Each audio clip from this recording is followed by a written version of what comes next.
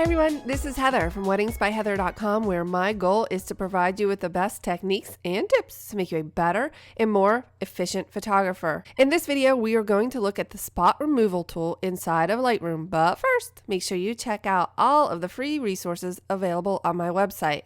A friend of mine sent me this photo recently and asked me what my approach is to editing landscape photos. I don't really photograph landscapes. I have a lot of respect for those that do. I have a difficult time connecting with non-human subjects. So I don't think landscapes are for me. But the first thing I like to correct with my landscape photos is any type of lens distortion.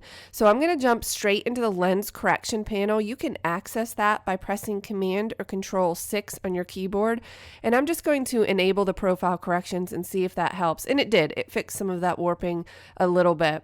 The next thing I'm going to do is remove the posts from the end of the piers using the spot removal tool. I just find it to be a little bit distracting. I'm going to press Q on my keyboard in order to access that tool, Command or Control plus to zoom in, space bar in order to pan.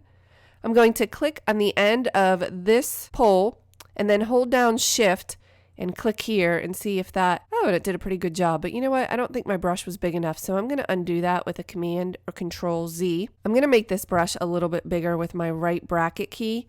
I'm going to click the end of it. Now you can't see my pins because I have them hidden. So I'm going to press H so you can see them. And then I'm going to hold Shift and click this one, and it will correct that in a linear fashion. Now I see a little bit of a shadow at the bottom. I'm going to press H to hide those again. But I can just quickly click there, H to show, make sure that the edge is lining up properly, and that looks pretty good.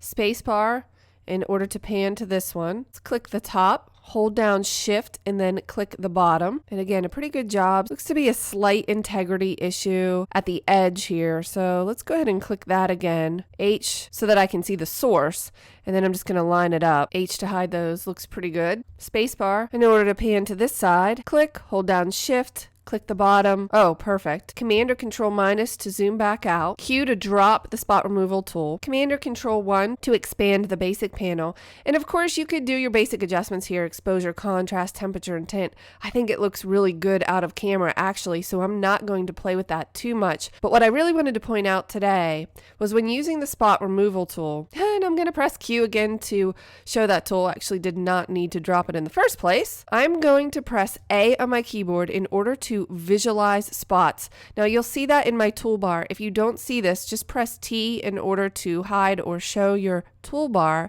and you can then pull up or down on the slider, and what you're seeing here is a masked view so that you can see the spots a little bit better. Now I know that when shooting landscapes with apertures such as f/16 and f/22, you are going to see spots on your sensor as indicated by these little dots all over the sky. Now when I press A to turn that tool off, you might not notice them as much. I see a few, but I certainly don't see that many. So you play with this slider until you see the spots. Command or Control plus to zoom in, and oh my goodness, look at that sensor dust. So what I'm going to do is just start clicking on these spots with the spot removal tool. It's going to do a pretty good job getting rid of them automatically, so I'm not even going to really worry about the source.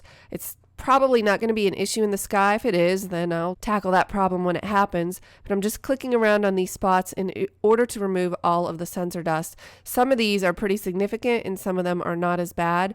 These wispy lines indicate clouds, and just keep moving over the photo in order to remove sensor dust.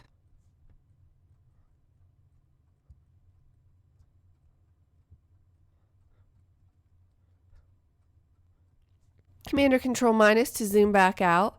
A on the keyboard in order to turn off that tool. And that looks really good. A lot of that you weren't probably able to see with your eyes, but I like landscape photos to be super clean. So let's go ahead and take a look at our before and after. And that looks a lot better.